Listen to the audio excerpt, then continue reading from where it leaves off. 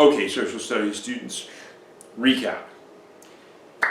If you've been keeping up with us, at the start of first quarter, our first week, we worked on a positive current event news segment. We wrote a positive letter to someone in your household, and then we read and answered questions on McCarthyism. We also had the chance to touch up on our knowledge of countries and capitals of Europe and Africa. Our second week back, 2 weeks ago, you learned about some of the deadliest world diseases and the world organizations that fight against them for the benefit of the human race. We even completed 2 assignments on that timely subject. 1, terms for world organizations and diseases, and 2, organizations that fight epidemics. So that brings us to last week, when we got in full swing. Monday of last week, we went over the civil rights movement, and you worked on a civil rights worksheet in Google Classroom. Then on Tuesday, you read and compiled any notes on leaders of the Cold War. See, Wednesday and Thursday, we had a video to watch on Cold War espionage, crisis, and fears, in which you looked at the spy missions, the Cuban Missile Crisis, and everyone's worries over a nuclear apocalypse. And then you filled out an answer sheet based off of the Cuban Missile Crisis reading. And then Friday was a school holiday. Which brings us up to today. This video is meant to tell you what today and the rest of this week, in fact, is all about. But before I do that, I need to give you some good news. If you just listen to the last 2 minutes of me summarizing the last 3 weeks and your reaction was something like, there's too much to do! There's too much to do! This is overwhelming. Then take a deep breath, calm down, and don't worry. All of what Miss Houghton and I are teaching you is not meant to stress you out or to overwhelm you.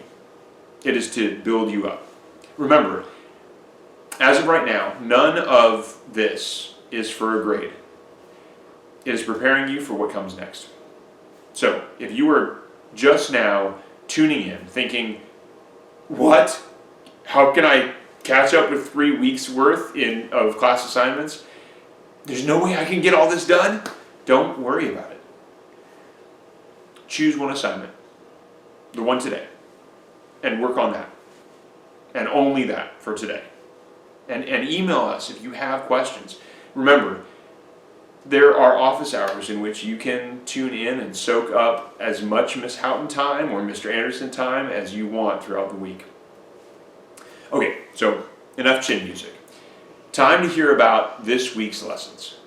Congrats, you made it to the end of the Cold War this week. Today we are learning about space, the final frontier. These are the voyages of the Starship Social Studies. Its mission, to boldly go where no one has gone before. And the space race is where we are going today and tomorrow. So for today, Monday, that means you should learn why we began this competition with the USSR in the first place. So we're watching this video and we're going to answer the space race worksheet questions. What we accomplished. And the space race's legacy will be happening on Tuesday. You will answer this simple question: should we be spending $22 billion with a B dollars on space exploration and technology this year alone?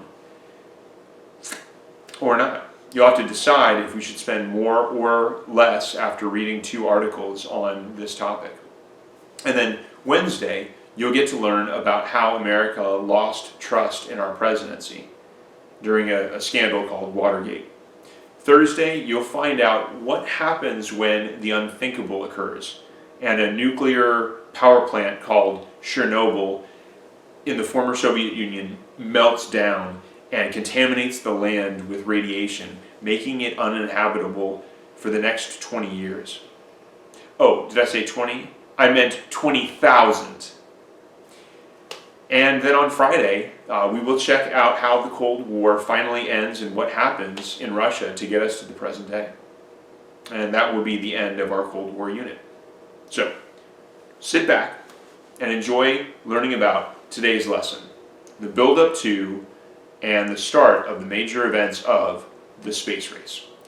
Let's kick off our timetable going back 65 years to the 1950s. Then, as now, America was the most powerful nation on Earth. Then, as now, it was the richest country. A decade before, USA had won the Second World War. We had emerged from the Great Depression with the healthiest economy on the planet. We had the strongest military, especially now with the game-changing invention of the atomic bomb as of July 1945. For 4 years, America was the only nuclear superpower nation on Earth. Now, we knew that the Soviet Union was better than us in certain ways. Espionage was one. Their spies were better. That's how the USSR invented their first atomic bomb in 1949, after all, through stealing our secrets of the Manhattan Project. Just like that, now there were 2 nuclear superpowers. The USSR was also better at fomenting revolutions and training communists to spread totalitarian regimes to other nations. The same year as the Soviet Union's first atomic bomb, which is 1949, China exploded in a bloodbath of revolution. I don't mean literally exploded. I mean the Communist Party and the Communist Army took control. Headed by this man, Mao Zedong, a ruthless dictator, the Chinese Communist Party and army drove out the American-friendly but corrupt nationalist government headed by Chiang Kai-shek from China, and proceeded to make the most populous nation on earth a communist one. That's when China's flag went from this one to the one that you now associate with China today. Most American middle schoolers don't know about Mao Zedong at all, but we should. And we definitely would if we were Chinese. In fact, Chinese school children have his face plastered all over China, godlike on so many of China's most venerated public places, like Tiananmen Square in the Forbidden City, or in most Chinese public classrooms. But Chinese school children aren't taught how many deaths that their venerated founder of communism in China was responsible for. Even after 1949, when so many Chinese were murdered for their loyalties to the old government, Mao set in motion policies that wiped out whole sections of the population to advance his communist agenda. They were called the Cultural Revolution or the Great Leap Forward, but really they were merciless practices that stole food from peasants, that drafted unwilling citizens into service, and executed many critics or undesirables. In 4 years, from 1958 to 1962, for example, Mao's unrelenting orders resulted ultimately in the deaths of something like 45 million Chinese. Mao published a red book that all Chinese citizens were supposed to have, that they were supposed to read, that they were supposed to live by. It was called Quotations of Chairman Mao. It was required reading in every Chinese public institution. And this is what we call a personality cult, when a human being takes on the likeness of a deity or someone to be worshipped. The current state of North Korea, it still carries on this tradition. Have you ever asked yourself which person in the history of the world has mass murdered more people? You'd be surprised by the answer. Most Americans would guess Adolf Hitler. And, sure, he has the most recognizable face. definitely the most recognizable mustache, but he is not the biggest killer. Some would guess Joseph Stalin. And another good guess, he comes ultimately in second place. His mustache is also recognizable. But the answer is Mao. Mao Zedong, Chairman Mao, by a long shot. He became so powerful that quickly he let it be known that he was not willing to take orders from USSR's Soviet Premier Joseph Stalin anymore, and he created a new kind of communism in China. America had to watch in horror at the rising red China flag. But it got worse. That next year, 1950, after China's revolution, Americans saw the communist invasion of North Korea into South Korea, sparking the Korean War, where Americans and the United Nations felt compelled to send our soldiers to war against the North Korean communists and ultimately against the Chinese. And it wasn't just revolutions and warfare that worried us. By 1950, same year as the Korean War's beginning, the Red Scare, the fear of communist spies among us began to take center stage. Our nuclear secrets were stolen. Klaus Fuchs, a British scientist, was sentenced to 14 years in prison when we catch him spying on us for the Soviets. The government worker Alger Hiss, he goes to jail believed to be a communist infiltrator. And McCarthyism, it was on the rise as the House of Un-American Activities Committee set up hearings looking for traitors in the entertainment world, the scientific, the political, the military, the business world. The fear that the Soviets would overtake us worried us, to say the least. And the fears didn't stop there.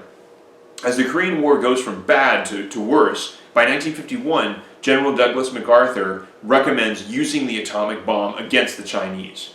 President Truman fires him. The Rosenbergs are accused of being traitors and Soviet spies. They are executed 2 years later in 1953. The year before, 1952, there were now 3 nuclear powers, as Winston Churchill of Great Britain announces that they have developed their own atomic weapon. So the question is, can America maintain its military edge in this arms race? We think so, especially because of this.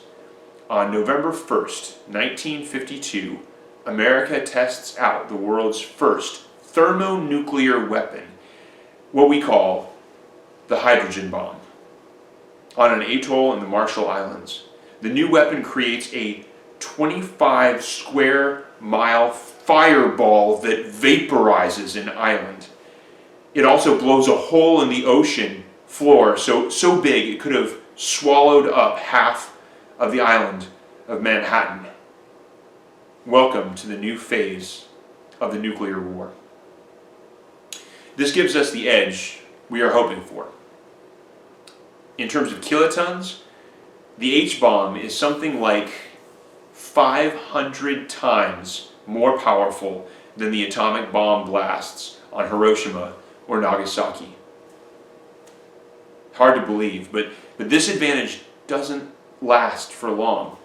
The Soviet Union tests out their own hydrogen bomb just 3 years later, in 1955.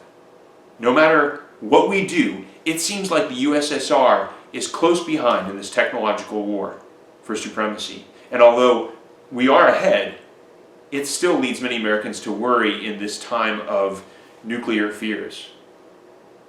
But we also consider this to be a time of promise and hope. I mean, after all, America is the land of opportunity and invention, of creativity.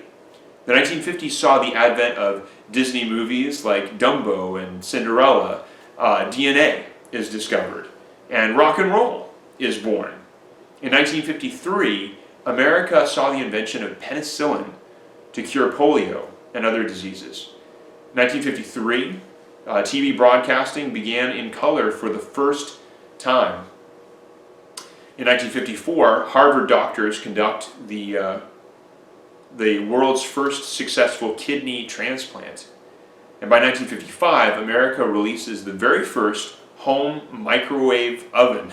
At first, they are a bit pricey, $1,300, so sales were a little slow. By 1956, America has produced the very first videotape recorder and the first computer, hard disk. And our allies across the pond in Britain, they invent, believe it or not, the first hovercraft. So this is a new age of discovery when America and our allies are light years ahead of the Soviet Union, whose totalitarian regime discourages invention and thinking for themselves, right? Or at least that's what we tell ourselves. We're about to get a very rude awakening. On October 4th, 1957, something happens that sends fears down every American's spine. Its appearance in the night sky over America drew people out of their homes to stare at it in whispered fear. Now, I will share with you what it looks like. Viewer discretion is advised. This is Sputnik. What is a Sputnik? It's a Russian word that means traveling companion. It's a satellite sent up by the Soviet Union into space. Who would have thought that this 3-foot wide ball of shiny metal that looks more like a kid's science project would have terrified the most powerful nation on Earth? It was the fact that no Americans knew what it was capable of. Was it sending signals back to the Soviet Union as it sped across the American atmosphere? What if it was taking pictures of American bases, targets, or our nation's capital? Worst of all, what if on board Sputnik there was a detonation device, even a nuclear weapon ready to wipe out any American city at the touch of a Soviet button? But what Sputnik carried wasn't really the concern. It was what Sputnik represented. The Soviet Union had not stolen this technology from America. They had created it on their own and launched it into space. And America had nothing like it. It was like looking up at the satellite and seeing how inferior, how outdated we had become. Our scientists must be worse than our communist counterparts. Our schools must be failing compared to Soviet ones. Immediately, America reacted. A new wave of education reforms suddenly started focusing on teaching math and science above anything else. Clearly, America was not ready for space travel, and we needed to be. We could not launch a rocket into space as the Soviets had. By July of 1958, 9 months after Sputnik's successful orbit, the National Advisory Committee for Aeronautics was rebranded and transformed. Now it would be called NASA, which stands for the National Aeronautics and Space Administration. America pins its hopes on this organization to get us into space no matter what. Its first year, Congress is going to give it $89 million. Within 8 years, we are going to give it so much more than that until we are spending almost $6 billion, which will be 4.5% of America's entire budget. But will it be enough? And you will hear its story next time, as well as what happens in this race to space between two nuclear superpowers. It's an amazing story. Tune in to find out. We'll see you here tomorrow.